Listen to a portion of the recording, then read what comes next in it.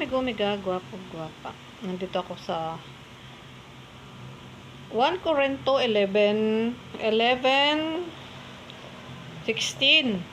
Ngunit, kung may ibig pang makipagtalo tungkol dito, wala akong masasabi kundi ito. Sa pagsamba, gayon ang kaugalian namin pati ng mga iglesia ng Diyos. Iglesia ng Diyos at ako'y naniniwalang may katotohanan iyon. Amen. At meron pa.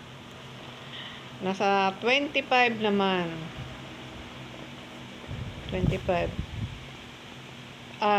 Sa 24. Nagpasalamat at pinagpira-piraso ito at sinasabi, ito ang aking katawan na inahandog para sa inyo. Gawin ninyo ito bilang pag-aalala sa akin. Gayon din naman, matapos maghapunan ay inahawakan niya ang saro at sinabi, ang sarong ito ang bagong tipan na pinagtitibay ng aking dugo. Tuwing iniinom ninyo ito, gawin ninyo bilang pag-aalala sa akin. Sapagkat tuwing kakain kayo ng tinapay na ito at iinom sa sarong ito, ay pinapahayag ninyo ang kamatayan ng Panginoon hanggang sa muling pagparito niya. Amen. Ito yung katuruan binigay sa akin. Binigay na to sa akin dati pa. Itong mga nasa Corinto. Dati pa to. Mga 2 years na mahigit na to. Magte 3 years na uli. Ito, binigay niya to sa akin. Sa tuwing kakain tayo ng tinapay at umiinom ng tubig o ano mang inumin natin, ipagpasalamat natin sa Panginoon lagi-lagi. Pag-alala natin sa Panginoon. Ang tinuro niya dito, ito binigay sa akin. At yung pagsamba, nandito rin, nasa 11. Pagsamba. Ang mga nandito sa Corinto, binigay niya to sa akin dati. Tagal na.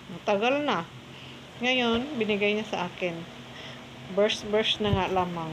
Ito na. Ito yung verse na binigay tuwing iinom at kakain tayo ng tinapay at iinom na sa saro. Ating ipagpasalamat lagi. Pinapahayag ninyo ang kamatayan ng Panginoon hanggang sa muling pagparito niya.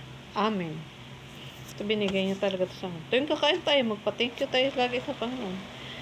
Kanya-kanya tayo magpa-thank you. Kung grupo naman, may kainan na sa labas o kainan, mga party-party, sabay-sabay tayong manalangin. O, ganito. Pagpasalamat. Alam nyo na yan, matatanda na tayo eh. Pero ito yung binigay niya sa akin na aral. Marami siguro tong verse sa iba, pero ito binigay sa akin ngayon. Ito binigay sa akin muli ngayon. Oh. Ito nga yung binigay niyang aral para sundin natin. Nasa Corinto. Paano sila sumamba dati, paano din yung mga kaayusan, lahat nandito. Yung pagkain, salamat nandito. Salamat kung kayo nakinig, mga amigo-amiga, gwapa. Salamat Panginoon at syempre sa aking Holy Spirit. Habag kapayapaan, pag-ibig sa isa't isa at sumasa atin nawa ang Panginoon bawat isa sa atin. Amen po. God bless everyone.